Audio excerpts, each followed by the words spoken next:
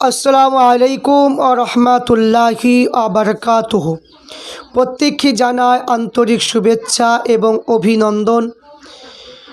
প্রত্যেক মুসলমান ভাইদের জন্য আমি আরজি করতে চাই, আমি আপনাদের কাছে একটা বিষয় নিয়ে অবশ্যই আমি আলোচনা করব। আপনারা প্রত্যেকেই ভিডিওটা শুনুন এবং বেশি বেশি করে শেয়ার লাইক করুন। অবশ্যই আপনারা প্রত্যেকেই খবর শুনেছেন যে শনিবারের দিন 6 ডিসেম্বর যে হুমায়ুন কবির মহাশয় তিনি যে বেলডাঙ্গার জমিনে যে আপনার বাবরি মসজিদ করতে চলেছে, এই জন্য আমরা প্রত্যেকে সেই দিনটার অপেক্ষায় রয়েছি।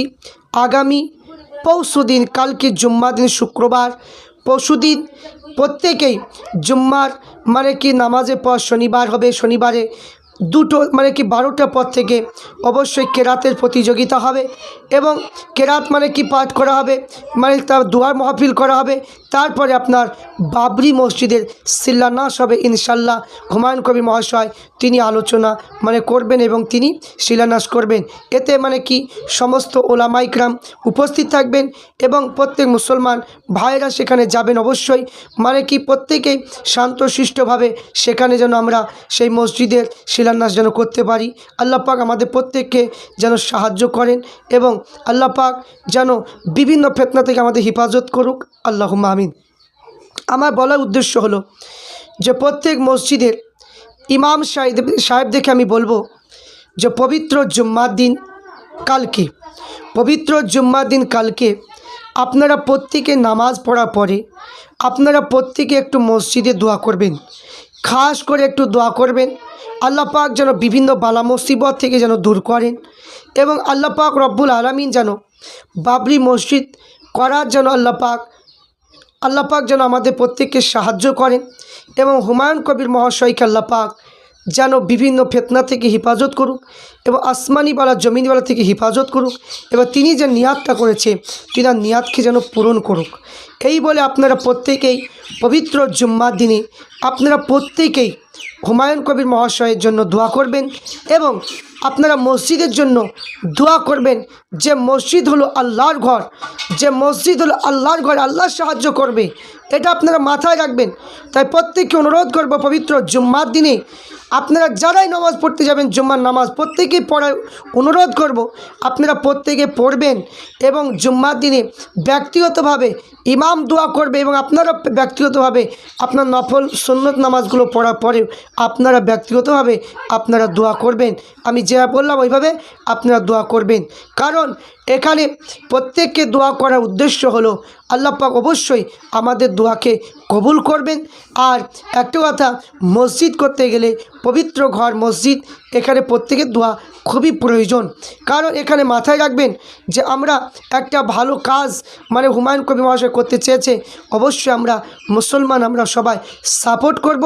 কারণ একটা মসজিদ হবে মুর্শিদাবাদের মধ্যে, একটা ঐতিহ্যবাহী একটা মসজিদ হবে, সমস্ত মুসলমান খুশি হবে, এটাই তো আশা।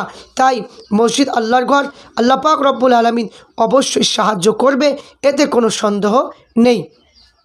আপনারা প্রত্যেকেই জানেন যে হুমায়ুন কবির মহাশয় যতটা জানার প্রয়োজন, যতটুকু আইনি অনুযায়ী জানা প্রয়োজন, তিনি সব কিছু জেনেই তবে তিনি বাবরি মসজিদ করার ইচ্ছা করেছে।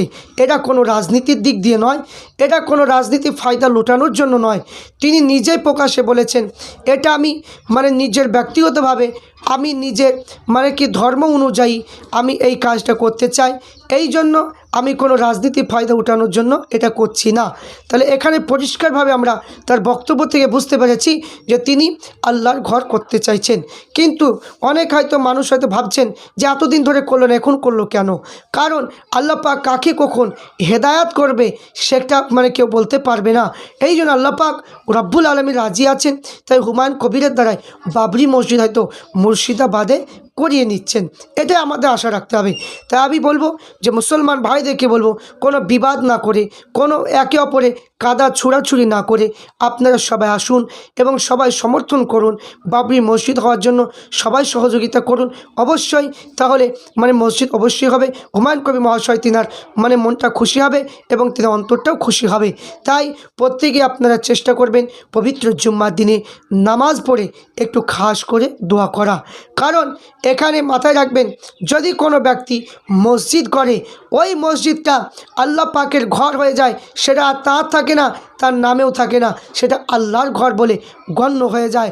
আর যখন মসজিদ কেউ বানিয়ে দেয়, আল্লাহ পাক জান্নাতে তার জন্য একটা জান্নাতে ঘর বানিয়ে দেবে। এই জন্য হুমায়ুন কবির মহাশয় তিনি পরকালের কথা ভেবেছেন, এই জন্য তিনি এই প্রকল্প কি বলেছেন। তাই প্রত্যেককে বলবো যে আপনারা অবশ্যই দোয়া করবেন। এবার দ্বিতীয় যেটা বলতে চলেছি সেটা হলো যে মুমতাজুল ইসলাম এবার শাহিনুর ইসলাম, এরা দুজনে হুমায়ুন কবির মহাশয়কে নিয়ে বেশ একটু কথা বলছিল। কি কথা? যে হুমায়ুন কবির মহাশয় তাকে মুনাফিক বলেছে, এইটা নিয়ে তার রহস্য।